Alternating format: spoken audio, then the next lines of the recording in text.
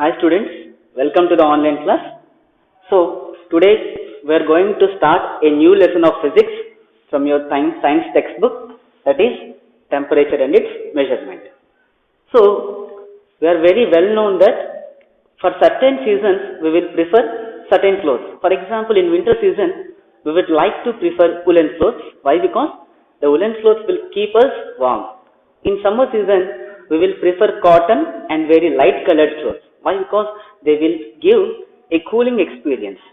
So here the terms hotness or cold, we will as usually experience these two sensitivities through touching the objects. By touching the objects, you can experience whether it is hot or it may be cold. So these terms will become say daily experience of our life. So if you touch any object, if you felt it as hot, what is the hotness of that object? How much hot the object was? If you felt any object as cold, how can you know how much coldness it was? So just saying that it was hot, or just by only experiencing hotness or coldness doesn't have any significance. Only in physics the measurements will have importance and it has some significance. So we need some measurements about everything that we felt. So here the experiences of hotness or coldness should be measurable. So the physical quantity which measures this hotness or coldness of an object is temperature. So we are having several physical quantities. We have distance. What is meant by physical quantity? The quantity which can be measurable, it can be called as physical quantity. We can measure the distance. So distance is a physical quantity. We can measure the weight of the object. The object is 500 grams. So it is a measurable quantity. So the weight can be called as physical quantity. Here the temperature is also a physical quantity. It will give the measurement of hotness or coldness. So what is temperature? Temperature is a physical quantity which measures the degree of hotness, how much hot the object was. So temperature will assign a particular value. It will give a numerical value to compare the hotness or to compare the coldness of the object. So in order to compare two objects, hotness of the two objects, we need measurements. So that measurements will be given by the physical quantity called as temperature. So what do I mean by temperature is, temperature is the measure of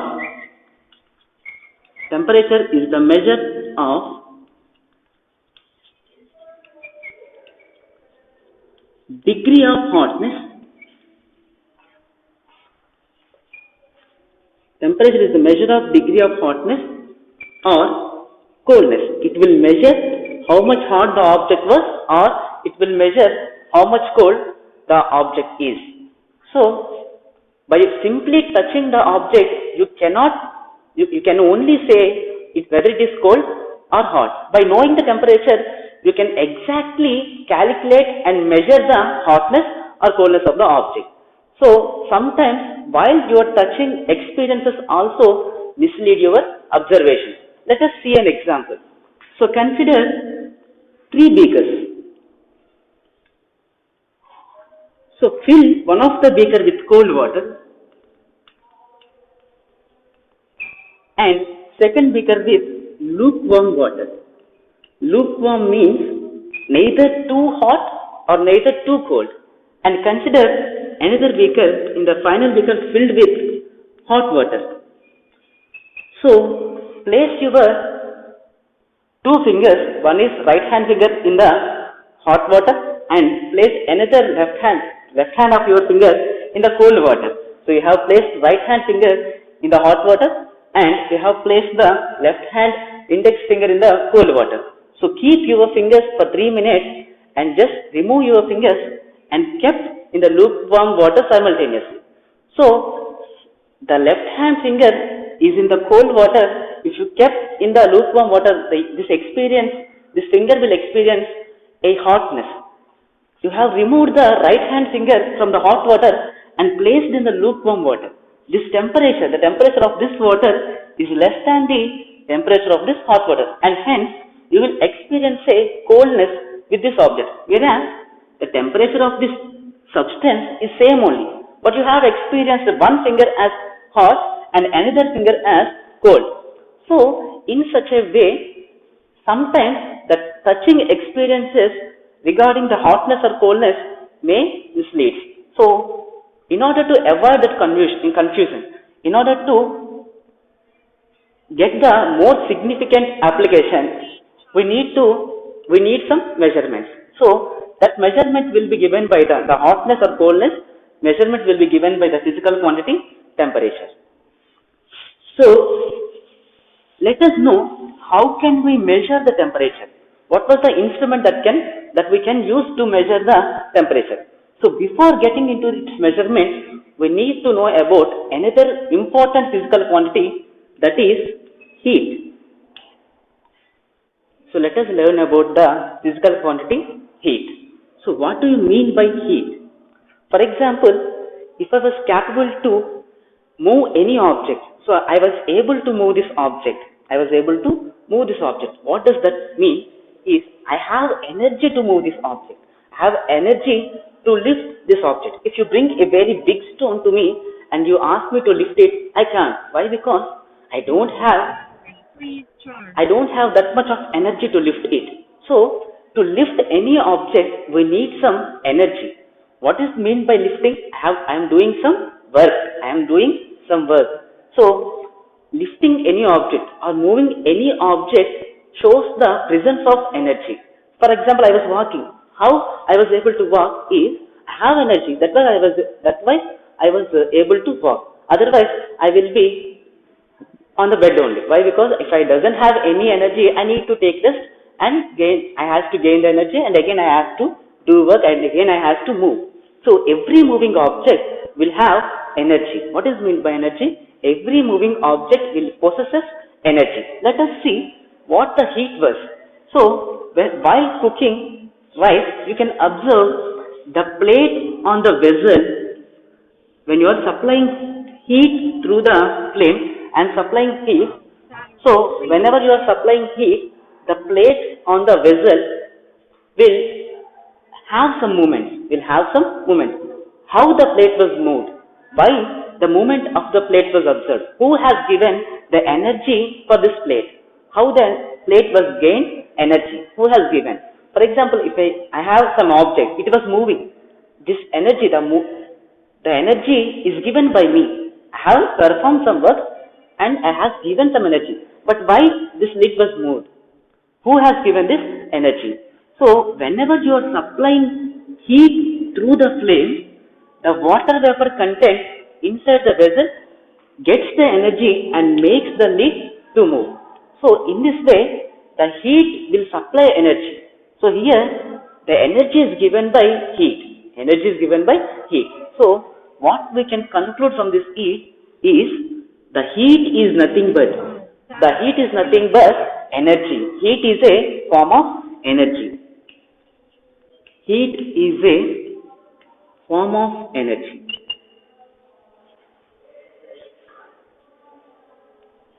Heat is a form of energy.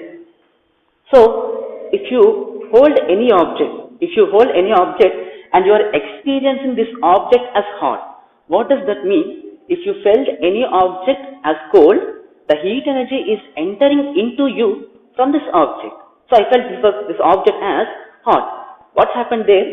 The heat energy is transferred into me. That's why I felt it as hot.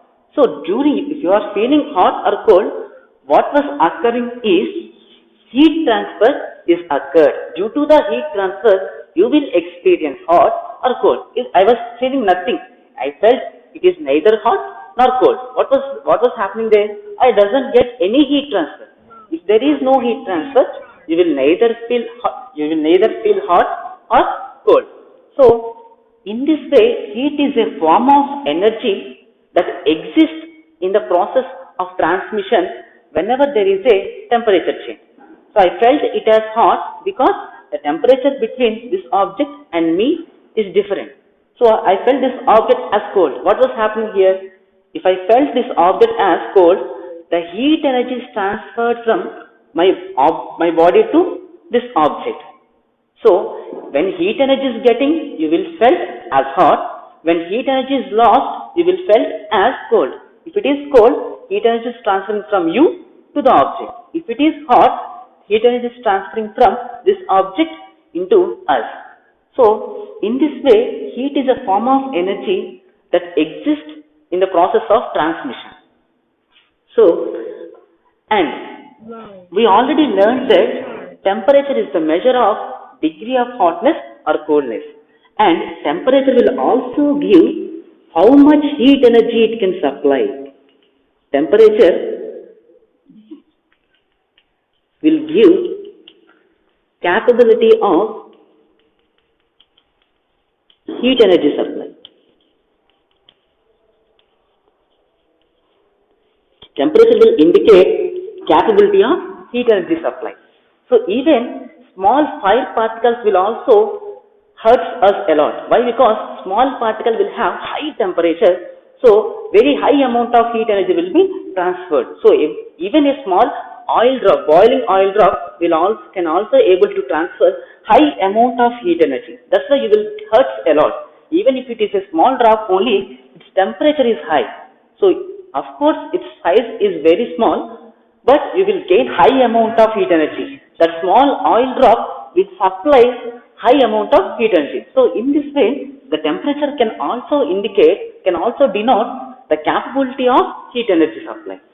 So, and another important point is heat energy will exist in the process of transmission, and heat energy flows from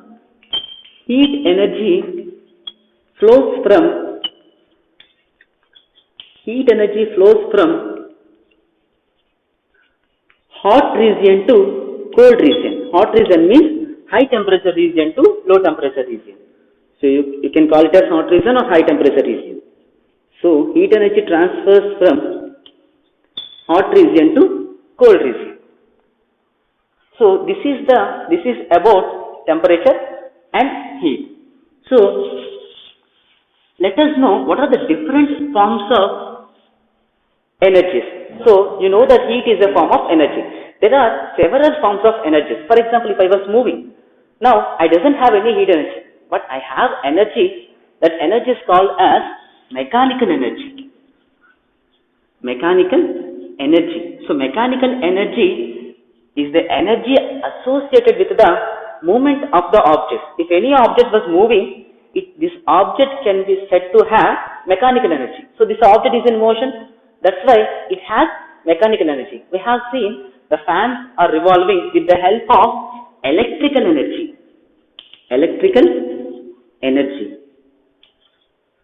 So, and also, you can also observe the magnetic energy. If you bring any magnet close to other one, it will attract. So, this magnet brings a movement in another magnet. It will attract.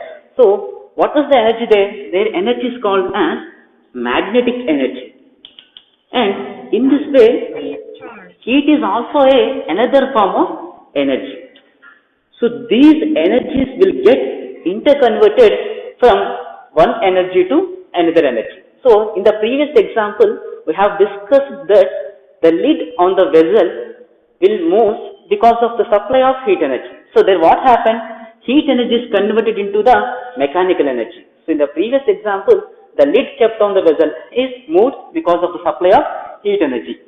Heat energy is converted into mechanical energy. If you rub your hands together, then the mechanical energy, so the motion, the energy associated with the movement is called as mechanical energy. So that mechanical energy will generate heat energy. So here, so while you are rubbing your hands, mechanical energy is converted into heat energy. So in this way, every energy is interconvertible. So similarly, while you are using the heaters, electrical heaters, electrical energy, what happens in the case of electrical heaters? Electrical energy is converted into heat energy. Electrical energy is converted into heat energy. And again, you can use thermal power plants. You may be heard about thermal power plants. So in thermal power plants, heat energy will be gets converted into electrical energy. So in this way, the heat energy plays a very important role in developing the world. So now we have a clear idea about temperature and heat. So temperature is the effect due to the heat transfer. If some heat was transferred into me, the temperature of my body will be increases. If it loses its heat energy, the temperature of this object will decreases. So temperature is the effect obtained due to the temperature is the effect, whereas that effect of temperature was occurred due to the heat transfer, and hence heat is called as heat is the cause. Heat is the cause. So because of the heat transfer only, you will observe a temperature difference. So hence temperature is the effect obtained due to the transfer of heat. So that's why heat is the cause and temperature is the effect obtained. So now let us know about the measurement of temperature. How can we measure the temperature? So what is the device we can use to measure the temperature? So let us see. So we are very well known, whenever we went to the hospital, we will see thermometers. So the device which is used to measure the temperature is thermometer. So let us see what the thermometer includes, how the thermometer looks like. So thermometer is a device used to measure, it's an instrument used to measure the temperature. So let us see the parts included in the structure of the thermometer. So thermometer is a device, is the instrument or device used to measure temperature.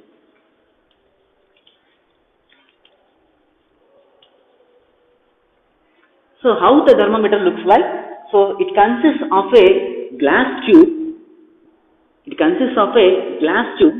And I said it is tube. That means it will have some empty space inside it. It will have some empty space, and the tube is having very, very small diameter gap at the middle of the glass tube. And at the end of the thermometer, there is a bulb filled with mercury. We will call this liquid as thermometric liquid. We will call this liquid as thermometric liquid. So what is the thermometric liquid that you can use in the thermometers is mercury. Thermometric liquid. So the thermometric liquid is mercury. So this is we will call this as capillary tube. Capillary tube means it is very large in length with having very, very, very small diameter. The diameter of this gas is very low, whereas its length is very large. So if it is a clinical thermometer,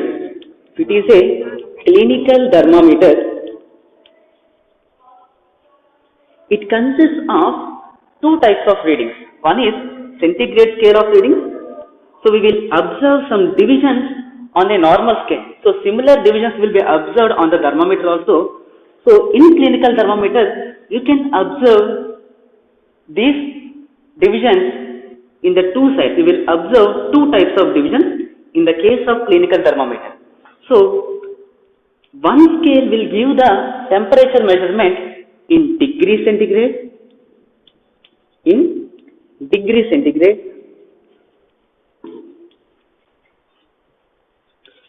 and another scale. So clinical thermometer consists of two scales. One scale denotes degree centigrade scale, and another scale denotes degrees Fahrenheit scale. Low battery, please charge.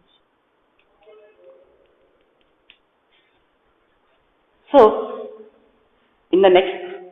we have learned about how the thermometer looks like, and clinical thermometer consists of degree centigrade scale and degree Fahrenheit scale. And thermometer consists of a bulb at its one of the ends, and it is filled with thermometric liquid called as mercury. So this is about the instrument that we are using to measure the temperature. So we have discussed how the thermometer looks like and what are the scales present on the clinical thermometer. So let us know about the principle of working of thermometer. What is the principle on which the thermometer works? So to know about this, let us observe the expansion of liquids on heating. So let us perform an activity, let us discuss an activity about expansion of liquids on heating. So for this, consider a beaker with hot water. Consider a beaker with hot water. Just say its temperature as 80 degrees centigrade. I have considered a beaker. It is poured with some hot water which is at 80 degrees centigrade. So now consider a round bottom flask.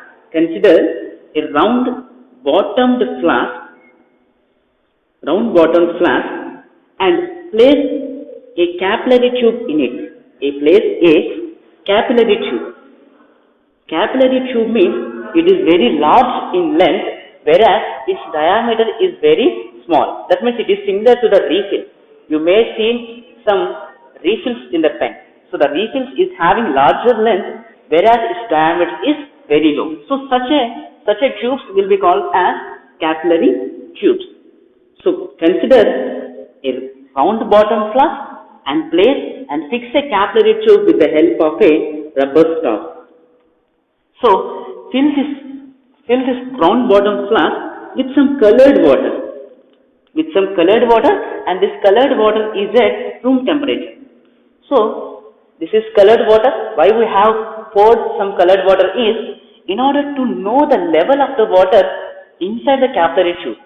So you will find some rise in the capillary tube. So to identify the level of the water in the capillary tube, to easily identify the level of the water in the capillary tube, we have considered a colored water. So we have considered a colored water in this beaker. So completely kept this arrangement inside this beaker. Place that arrangement inside this beaker, and since this is hot water and the colored water present in the round bottom flask is colder than the hot water, so the heat transfer takes place.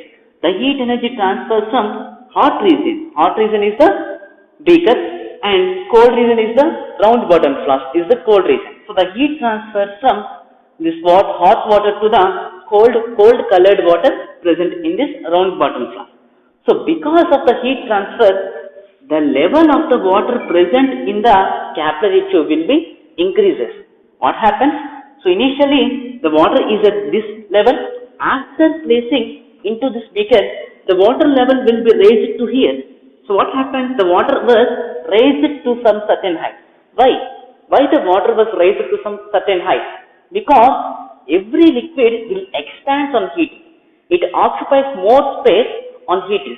Whenever you are heating, the liquid will get expanded. So the same principle is used in the thermometer. So the thermometer consists of a bulb which is filled with mercury liquid. So mercury is a liquid metal. So whenever the mercury gets heat, so if you touch this bulb of the thermometer, the mercury will absorb the heat. And the level of the mercury will increases. Why the level of the mercury is increasing is because of the property of the liquids. That is, what is that property? Expansion of liquids on heating. On heating, by observing the heat, liquids will get expanded. So by observing the heat, the mercury in the thermometer, the level of the mercury in the thermometer increases. So this increase takes place. With the increase of the level of mercury, you can measure the temperature of the object. If you place the thermometer in hot water, what will happen? The mercury inside the bulb of the thermometer absorbs the heat energy from this beaker and the mercury will get expanded. So here, what is the principle of working of thermometer? So on which principle the thermometer is working? The principle is expansion of liquid on heating. So the principle with which thermometer works is expansion of liquid on heating. So what are the reasons for using mercury inside a thermometer? So why can't we use? We have several liquids. We have alcohol, we have water. So in such a way, we have several acids also. But we are using only mercury in the thermometer. So what is the reason behind that? So the reason is that some special properties of the mercury makes it to use in the thermometer. So what are the special properties of mercury? Let us see about this. The properties of the mercury. So because of these properties, mercury is very convenient to use in the thermometer. Properties of mercury. So let us see what are the properties of mercury. So the very first property is it is opaque and shiny. It is opaque and shiny. So the liquid mercury will appear like a silver in color. So it will be very shiny so that you can easily identify the level of the mercury inside the thermometer. It is opaque and shiny. And second property of the mercury is the mercury doesn't stick to the walls of the thermometer. It doesn't stick to the walls of the thermometer. Mercury doesn't stick to the wall. It is not sticky. Doesn't stick to walls of thermometer.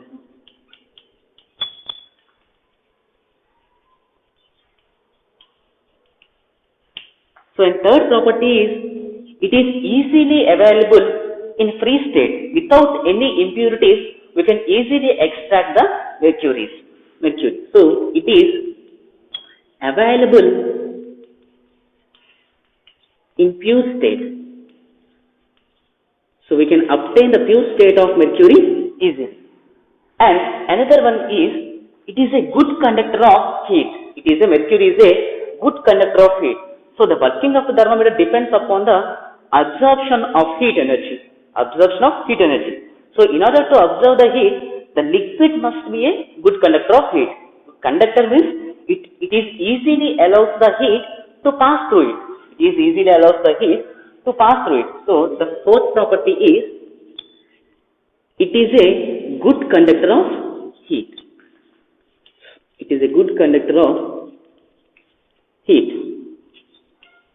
So because of these properties of mercury, it is comfortable to use mercury liquid inside the thermometer. And one more property is there, that is the expansion of mercury is uniform. What is another one? The expansion of mercury is uniform. That means for every degree rise of temperature, there will be a constant rise in the mercury level. For example, if you are measuring the temperature of the water here, so initially it is 20 degrees centigrade. So if you supply heat energy, the temperature becomes 21 degrees centigrade. So because of this increase, how much increase is there? 1 degree centigrade of temperature is increased. So with 1 degree centigrade of rise, it will raise to say approximately 1 centimeter. The mercury was raised to a level of 1 centimeter. So if you consider, if you again heat this water, then it becomes 22 degrees centigrade. So for here also, the increase in the temperature is 1 degree centigrade. Then the level of the mercury will also again increases 1 centimeter. So such an expansion is called as uniform expansion. So for every 1 degree centigrade, the expansion is uniform. It is constant. For every 1 degree centigrade rise of temperature, the expansion of the mercury is constant, is same, uniform. Uniform means constant. So because of this because of these properties, mercury is very convenient to use as a thermometric liquid. So in the next class, we will see about the clinical thermometers and laboratory thermometers and digital thermometers. Thank you.